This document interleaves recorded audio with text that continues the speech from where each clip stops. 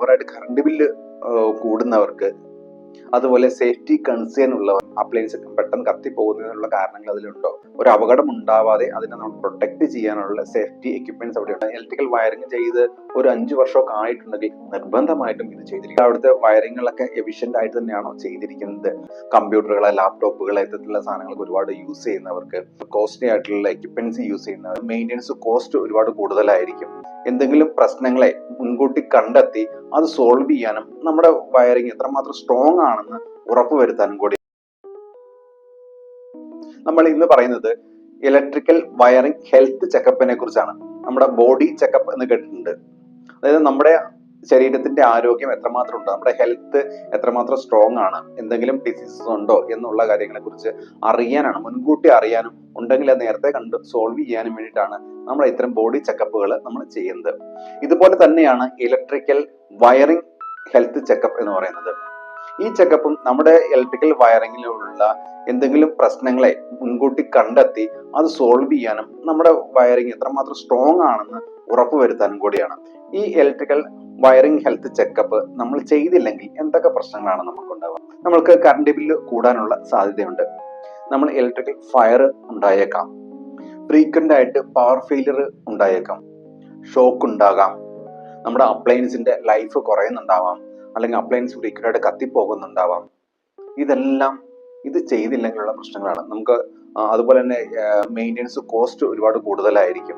ഇതൊക്കെ ഒഴിവാക്കണം എന്നുണ്ടെങ്കിൽ ഒരു ഹെൽത്ത് ചെക്കപ്പ് നിർബന്ധമാണ്. ആർക്കാണ് ഈ ഇലക്ട്രിക്കൽ ഹെൽത്ത് ചെക്കപ്പ് ആവശ്യമുള്ളത്?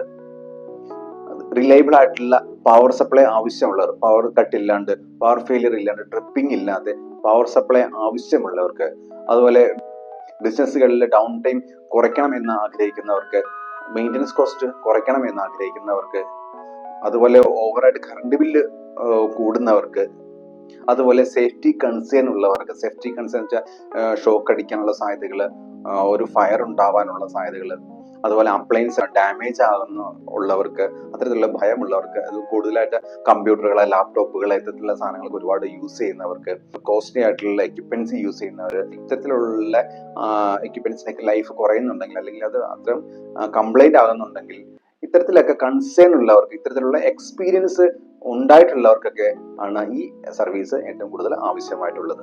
എന്തൊക്കെ കാര്യങ്ങളാണ് ഈ ഇലക്ട്രിക്കൽ ഹെൽത്ത് ചെക്കപ്പിൽ ഉൾക്കൊള്ളുക? ആദ്യം നമ്മൾ ഉറപ്പുവരുത്തുന്നത് സേഫ്റ്റികളാണ്. അതായത് wiring safety, human safety, appliance safety. ഈ 3 സേഫ്റ്റികൾ നമ്മൾ ഉറപ്പുവരുത്തും. അതായത് ഇലക്ട്രിക്കൽ ഫയർ ഉണ്ടാവാനുള്ള സാധ്യതകളുണ്ടോ, അതുപോലെ ഉരുകാനുള്ള സാധ്യതകളുണ്ടോ, ഇങ്ങനെ എന്തെങ്കിലും ഉണ്ടെങ്കിൽ തന്നെ അതിന് പ്രൊട്ടക്ട് ചെയ്യാനുള്ള ഡിവൈസുകൾ അവിടെ ഇൻസ്റ്റാൾ ചെയ്തിട്ടുണ്ടോ, ഉള്ള ഈ ഡിവൈസുകൾ അത് സഫീഷ്യന്റ് ആണോ, വർക്കിംഗ് ആണോ, അതെല്ലാം. അതുപോലെ നമുക്ക് ഷോക്ക് അടിക്കാനുള്ള സാധ്യതകളുണ്ടോ, ഷോക്ക് അടിച്ചതിന് നമ്മളെ പ്രൊട്ടക്ട് ചെയ്യാനുള്ള, ഒരു അപകടം ഉണ്ടാവാതെ അതിനെ നമ്മൾ പ്രൊട്ടക്ട് ചെയ്യാനുള്ള സേഫ്റ്റി എക്യുപ്മെന്റ്സ് അവിടെ ഉണ്ടോ, അവിടുത്തെ സേഫ്റ്റി ഡിവൈസുകൾ സ്യൂട്ടബിൾ ആണോ, എഫിഷ്യന്റ് ആണോ, അത് അവിടുത്തെ വയറിങ്ങുകളൊക്കെ എഫിഷ്യന്റ് ആയിട്ട് തന്നെയാണോ ചെയ്തിരിക്കുന്നത്, അതുപോലെ അപ്ലയൻസ് സേഫ്റ്റി അവിടെ ഉണ്ടോ, അത് അപ്ലയൻസുകളുടെ ലൈഫ് കുറയുന്നതിന് കാരണങ്ങളായിട്ടുള്ള എന്തെങ്കിലും കാര്യങ്ങൾ അവിടെ ഉണ്ടോ, അപ്ലയൻസ് പെട്ടെന്ന് കത്തിപ്പോകുന്നതിനുള്ള കാരണങ്ങൾ അതിലുണ്ടോ, അതുപോലെ ഇതിന് പ്രൊട്ടക്ട് ചെയ്യാനുള്ള ഡിവൈസുകൾ ഉണ്ടോ, ഉണ്ടെങ്കിൽ അത്രമാത്രം എഫിഷ്യന്റ് ആണ്, അതൊക്കെ വർക്കിംഗ് ആണോ, ഇത്തരം കാര്യങ്ങളെ കുറിച്ചൊക്കെ ചെക്ക് ചെയ്യുക എന്നുള്ളതാണ് ഫസ്റ്റ് സേഫ്റ്റി ചെക്കപ്പിലൂടെ ഉദ്ദേശിക്കുന്നത്. രണ്ടാമത്തെ കാര്യം എന്ന് പറയുന്നത് എനർജി വേസ്റ്റേജ് ആണ്. നമ്മുടെ വീട്ടിലേക്ക് വരുന്ന സപ്ലൈ ഏതെങ്കിലും രീതിയിൽ വേസ്റ്റ് ആയി പോകുന്നുണ്ടോ എന്നുള്ളതാണ്. ആ വേസ്റ്റ് ആയി പോകുന്നതിലൂടെ നമുക്ക് കറണ്ട് ബില്ല് കൂടാനൊക്കെ ഒരു കാരണമാണ്. അപ്പൊ അതിനെ എന്തൊക്കെ രീതിയിൽ വേസ്റ്റ് ആയി പോകുന്നുണ്ട്, അത് എങ്ങനെയൊക്കെ നമുക്ക് അതിനെ കൺട്രോൾ ചെയ്യാം, ഏതൊക്കെ രീതിയിൽ അതിനെ ബ്ലോക്ക് ചെയ്യാം, ഇത്തരം കാര്യങ്ങളെ കുറിച്ച് അതിനെ കണ്ടെത്തി അത് സോൾവ് ചെയ്യുന്ന രീതിയാണ് രണ്ടാമത്തെ എന്നുള്ളത്. മൂന്നാമത്തെ വെച്ചാൽ നമ്മുടെ വീട്ടിലേക്ക് വരുന്ന സപ്ലൈ ഏതെങ്കിലും രീതിയിൽ എർത്തിലേക്ക് ലീക്കായി പോകുന്നുണ്ടോ, അതുമൂലം നമുക്ക് എനർജി ബില്ല് കൂടുന്നുണ്ടോ, ഇത്തരം കാര്യങ്ങളെ കുറിച്ച് അത് കണ്ടുപിടിച്ച് സോൾവ് ചെയ്യുക എന്നുള്ളതാണ്. നാലാമത് പറയുമ്പോൾ നമുക്ക് പവർ ഫെയിലിയർ ഉണ്ടാവാനുള്ള പല കാരണങ്ങളും നമ്മുടെ ഇലക്ട്രിക്കൽ വയറിങ്ങിൽ ഉണ്ടാവും. പല കാരണങ്ങളുണ്ടാവും. അപ്പൊ ഇത്തരം കാരണങ്ങൾ മുൻകൂട്ടി കണ്ടെത്തി അതിനെ സോൾവ് ചെയ്യുക എന്നുള്ളതാണ്.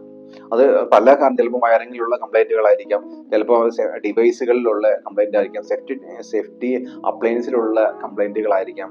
അങ്ങനെ പല കാരണങ്ങളെ കൊണ്ടും അവിടെ ഈ പവർ ഫെയിലിയർ സംഭവിക്കാം. അപ്പൊ ഇത്തരത്തിലുള്ള പവർ ഫെയിലിയർ സംഭവിക്കാനുള്ള എന്തെങ്കിലും സാധ്യതകളുണ്ടോ, ഉണ്ടെങ്കിൽ അത് എങ്ങനെ റെക്ടിഫൈ ചെയ്യാം, ഇത്തരം കാര്യങ്ങളെ കുറിച്ച് പഠിച്ച് സോൾവ് ചെയ്യുക എന്നുള്ളതാണ്. അതുപോലെ ഫയറിനൊക്കെ കാരണമാകുന്ന ലോഡ് ബാലൻസിങ് പോലുള്ള കാര്യങ്ങളെ കുറിച്ച് ചെക്ക് ചെയ്യുക, അതുപോലെ പ്രിവെന്റീവ് മെയിൻ്റെനൻസ് ചെയ്യുക എന്നുള്ളതൊക്കെയാണ് ഈ ഹെൽത്ത് ചെക്കപ്പിൽ മെയിനായിട്ട് ഉൾക്കൊള്ളിക്കുന്നത്. ഇതെല്ലാ ബിൽഡിംഗ് ഓണേഴ്സും ചെയ്തിരിക്കേണ്ട ഒന്നാണ്. പ്രത്യേകിച്ച് ഒരു ഇലക്ട്രിക്കൽ വയറിങ് ചെയ്ത് ഒരു 5 വർഷമൊക്കെ ആയിട്ടുണ്ടെങ്കിൽ നിർബന്ധമായിട്ടും ഇത് ചെയ്തിരിക്കണം. എന്തെങ്കിലുമൊക്കെ ഫാൾട്ടുകളൊക്കെ നമ്മുടെ ഇലക്ട്രിക്കൽ വയറിങ്ങിൽ ഉണ്ടാവും. അപ്പൊ അത്തരം ഫാൾട്ടുകൾ മുൻകൂട്ടി കണ്ടെത്തി അത് സോൾവ് ചെയ്താൽ മാത്രമാണ് നമ്മൾ സേഫ് ആയിരിക്കുള്ളൂ, നമുക്ക് റിലയബിൾ ആയിട്ടുള്ള സപ്ലൈ ഉറപ്പുവരുത്താൻ പറ്റുള്ളൂ. അതുപോലെ എനർജി ബില്ല് കൂടുന്നുണ്ടെങ്കിലൊക്കെ ഇത്തരം നമ്മുടെ ഇലക്ട്രിക്കൽ വയറിങ്ങിലുള്ള ചിലപ്പോൾ ഇഷ്യൂസുകളായിരിക്കാം. എന്താണെങ്കിലും അത് കണ്ടെത്തി സോൾവ് ചെയ്താൽ മാത്രമാണ് നമുക്ക് ഹെൽത്തി ആയിട്ടുള്ള ഒരു സ്ട്രോങ് ആയിട്ടുള്ള വയറിംഗ് ഉണ്ട് എന്ന് നമുക്ക് ഉറപ്പിക്കാൻ പറ്റുള്ളൂ. നിങ്ങൾക്ക് ഇത്തരത്തിൽ എന്തെങ്കിലും ഹെൽത്ത് ചെക്കപ്പ് ആവശ്യമുണ്ടെങ്കിൽ എന്നെ കോൺടാക്ട് ചെയ്യാം. ഞാൻ രൂപേഷ് പതാലി, വയർ സൊല്യൂഷൻ എക്സ്പെർട്ട്.